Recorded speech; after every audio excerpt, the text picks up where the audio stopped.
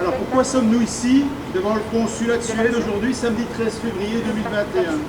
Eh bien, pour les féliciter, les applaudir et les remercier pour leur exemple. Pourquoi? Parce que la Suède ne confine pas, aucun couvre-feu ni masque n'y est imposé à la population, les restaurants et cafés sont ouverts, les salles de sport accueillent les jeunes, les étudiants de solitude et les coiffeuses de faillite ne s'y suicident pas, les Suédois sont libres d'aller et venir sans amende et libres de penser ce que bon leur semble sans punition médiatique ou policière comme ici. Les autorités suédoises n'imposent aucune restriction de liberté à leurs compatriotes. Doit-on en conclure qu'ils aiment moins leurs vieux ou qu'ils les aiment plus? Doit-on en conclure qu'ils aiment moins leurs jeunes ou qu'ils les aiment plus? En tout cas, ils les traitent bien. Et ils les traitent bien différemment d'ici. Et c'est à ces différences-là que nous sommes venus inviter les ministres belges à réfléchir. Alors cet exemple suédois existe. Il est donc incontournable. Faire comme s'il n'était pas là et donc n'en tirer aucune conclusion, aucun enseignement, est une erreur de jugement au mieux. Au pire, un aveuglement. Certains diront un mensonge par omission, oui. Avec moitié moins de morts de Covid que nous, et oui, pour une population sensiblement égale, la situation sanitaire de la Suède est 2 fois meilleure que la nôtre. Chiffre officiel, allez voir si vous ne me croyez pas. Alors de manière sensée, la conclusion qu'on en tire naturellement est que les mesures liberticides prises depuis 1 an dans nos pays sont inutiles puisqu'elles ne changent aucunement la donne par rapport aux Suédois qui, eux, ne les prennent pas. Un enfant peut comprendre cela. Des médias et des hommes politiques dans nos pays en ont goulûment profité pour devenir déraisonnables, fous, médiocres ou bêtes, plus qu'ils nous avaient déjà habitués à l'être. C'est une évidence. Mais qu'ils nous imposent par la force, à nous et à nos enfants maintenant, de l'être aussi, fous, médiocres et bêtes, c'est hors de question. Nous n'avons pas vocation à devenir des brebis décérébrées à partir de citoyens droits, sensés et dignes que nous sommes, même d'un coup de baguette Covid. Alors le travail patient et quotidien de terreur instauré à ce propos n'existe tout simplement pas en Suède. Ce qui prouve que quand on ne le crée pas, il n'y est pas. Merci aussi aux Suédois pour cet exemple. Alors certains diront, oui, bon, les Suédois, ils sont disciplinés. Oui, et les Arabes sont voleurs, les Noirs sont bêtes, et les Portugais sont fainéants, bien sûr, oui, oui. Non, un virus, bien évidemment, se fout de ces considérations racialisantes idiotes pour voguer. Nous nous attendions à des mesures de financement rétablies pour les soins de santé, d'achat de respirateurs, par exemple, d'augmentation du nombre de lits d'urgence, d'intelligence logistique et sanitaire mobilisée dans la prise en charge des malades et des maladies, de mise sur pied d'hôpitaux d'urgence, pourquoi pas, lors d'un pic. Mais non, rien de tout cela. Ils étranglent les finances des hôpitaux, rendent fou le personnel en le laissant macérer dans la mouise qu'ils leur ont installée, sourds à leurs cris. Dois-je rappeler Madame Wilmès, qui supprime 900 millions d'euros aux soins de santé, la bouche en cœur, il y a 4 ans, alors ministre du Budget. Ils renvoient au bien mauvais moment des médecins réanimateurs, pour seul crime de ne pas avoir bradé leur opinion sur l'autel de nouveaux garde-à-vous idéologiques.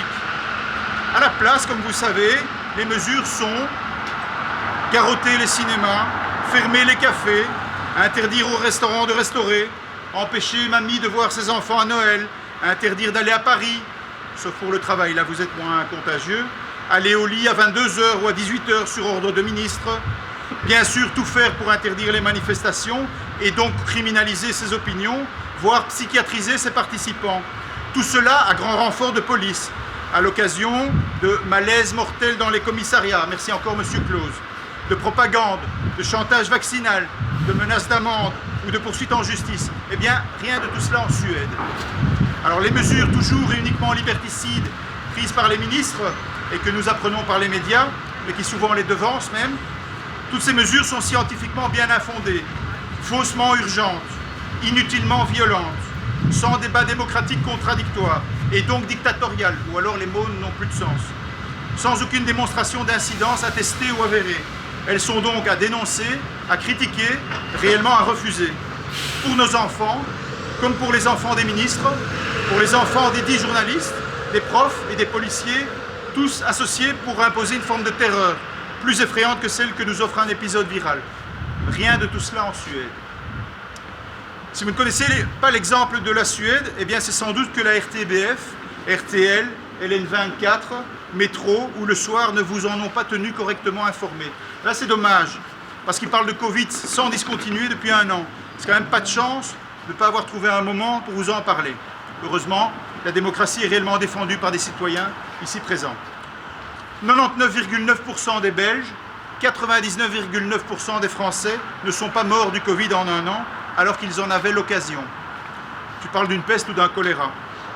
Des ministres veulent restreindre la vie sociale et la vie de tous les Belges en brandissant comme une aubaine l'argument hypocrite de prendre soin d'1 dixième de % d'entre eux, dont ils ont pour certains précipité la mort par leur impéritie. Je pense au Home devenu prison, le meilleur cluster qu'on ait jamais vu. Rien de tout cela en Suède. Y a-t-il aujourd'hui un balai incessant devant les hôpitaux, une effervescence devant les morgues? Y a-t-il quelqu'un dans vos connaissances, dans vos amis, dans vos collègues, dans votre famille qui se bat actuellement à la mort avec cette maladie? Sans doute pas. Par contre, injecter de toute urgence souvent une nouvelle thérapie encore balbutiante, en l'appelant vaccin pour mieux le faire passer, à une population mondiale pourtant dubitative, est une opération big pharmaceutique bien rémunératrice. Sous ces menaces déguisées, cette opération, en termes juridiques, a un nom. Ça s'appelle de l'extorsion de consentement. Le Covid n'est pas le cas du siècle, c'est le casse du siècle.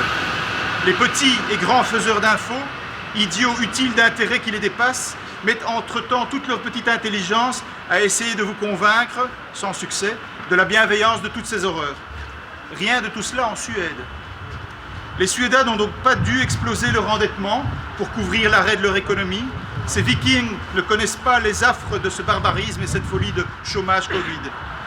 Les mesures liberticides que décide de prolonger, seul ou avec quelques complices, le ministre Van den Broek, sont prises après chuchotement à l'oreille d'un carteron d'experts fol-amour au conflit d'intérêts connu et su de tous, pendant que des milliers de médecins qui pensent comme nous en sont réduits à la portion congrue d'une aléatoire carte blanche. Quelle est cette démocratie? De deux choses l'une. Soit les mesures liberticides sont indispensables, inévitables, sine qua non, et alors les Suédois sont des criminels par idiotie. Soit elles ne le sont pas, et elles n'ont aucune raison d'être, elles n'en ont jamais eu, et les Suédois ne sont ni idiots ni criminels. Je vous laisse vous faire votre propre opinion. Voilà 40 ans qu'on nous montre la Suède comme un exemple pour ses avancées sociales pertinentes. Est-elle vraiment subitement à ostraciser avec cette nouvelle copine, le Turkménistan, la Biélorussie et le Swaziland, parce que nos médias ne la comprennent pas et ne relayent donc pas les positions pourtant pleines de hauteur morale qu'elles prennent? Les mesures liberticides attaquent uniquement la vie sociale, comme si elle était extrapolable de nous. Nous sommes des individus sociaux. Attaquer le social, c'est tout simplement attaquer l'humain. Il ne faut pas se tromper. Ces mesures sont une attaque frontale faite à l'humanité, à notre humanité, avec comme prétexte un épisode grippal qui ne les justifie pas. C'est pourquoi ils font ce travail constant de le dramatiser de manière si délirante.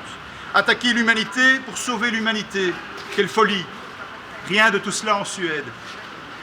Les populations doivent bien moins craindre le Covid que des manières dictatoriales mises en place en son nom. La démocratie peut gérer un souci sanitaire. Seuls des esprits totalitaires peuvent associer, comme ils le font, liberté à mort, démocratie à brouhaha, un restaurant à une pandémie, un établissement à la débauche. Avez-vous remarqué comme les mesures n'attaquent que ce qui concerne la joie de vivre? C'est une position qui a des goûts d'inquisition, religieuse sous couvert sanitaire. On en est à des bûchers moraux pour brûler les non-vaccinés et débarrasser la terre de ces deux engences, le virus et le contestataire, curieusement associés. Rien de tout cela en Suède. Chers concitoyens, attention, le pouvoir exécutif, alerté par la faiblesse juridique de ces infâmes arrêtés, projette maintenant d'en faire des lois, comme si légaliser l'horreur la rendait alors acceptable. C'est de nature à éteindre les remarques des juristes et des constitutionnalistes, mais pas l'indignation, le dégoût, le refus du peuple. Comme si la légalité de l'apartheid en Afrique du Sud avait rassuré le peuple noir sur la justesse de cette mesure. Nous ne voulons pas légaliser, cimenter ces horreurs hygiénistes inutiles, nous voulons les ôter de nos vies. C'est un petit peu différent, je crois. Rien de tout cela en Suède. C'est pourquoi nous applaudissons ici les Suédois qui ont pris cette décision simple et efficace de laisser le peuple vivre sans entrave, ce que nous souhaitons à notre tour pour nous les Belges. Le postulat des Gilets jaunes, c'est avant tout de redonner ses lettres de noblesse à la démocratie, à la question démocratique. Nous sommes ici en Belgique dans une démocratie dite représentative et nous constatons déjà depuis pas mal d'années, malheureusement, que nos représentants ne nous représentent plus. Une fois élus sur base d'un programme qui s'empresse de le trahir et de nous trahir au passage. Tout ça ne représente plus du tout les intérêts populaires, les intérêts de la majorité des gens. Et donc ici, dans le contexte très particulier du Covid, encore moins. Alors ce que nous avons peur, et je crois que notre peur est très raisonnable, c'est que finalement on instaure toute une série de mesures qui vont perdurer dans le temps et passer dans le droit commun, comme ces questions de couvre-feu, comme ces questions de ne pas pouvoir s'assembler librement à plus de petites bulles de une personne. Alors c'est quoi une bulle qui comporte une personne supplémentaire à sa bulle à soi? C'est ridicule. Donc on voit bien qu'on est en train de parasiter tous les aspects sociaux de la vie en société et ça va être pérennisé. On sait que lorsqu'il y a eu les attentats, on a fait passer des mesures d'exception pour contrôler les terroristes. Mais finalement, ça a permis plus de poursuivre, par exemple, des défenseurs de l'environnement écologiste que des terroristes eux-mêmes. Donc on voit que là, la boucle est bouclée, que toutes ces mesures entrent dans le droit commun et sont de plus en plus restrictives des libertés fondamentales qui seraient dignes dans une démocratie. Alors, démocratie qui, par ailleurs, nous le disons, c'est notre postulat en tant que Gilets jaunes, n'existe pas, puisque nous souhaitons une démocratie directement participative. Alors qu'on ne nous dise pas qu'il n'y a pas moyen de le faire, que c'est dangereux, on ne veut pas le faire. Donc nous, on sait que on peut au moins en discuter. Or, on n'en discute pas. Donc le citoyen n'a pas accès au débat pour reprendre un peu sa vie en main et pouvoir être plus participatif aux décisions collégiales. Voilà. Puissent les hommes politiques aveuglés par des dogmes devenus malsains revenir à la raison. Vive la Suède, vive la liberté, vive la vie en société et zoup la boum. Ouais, zoup la boum.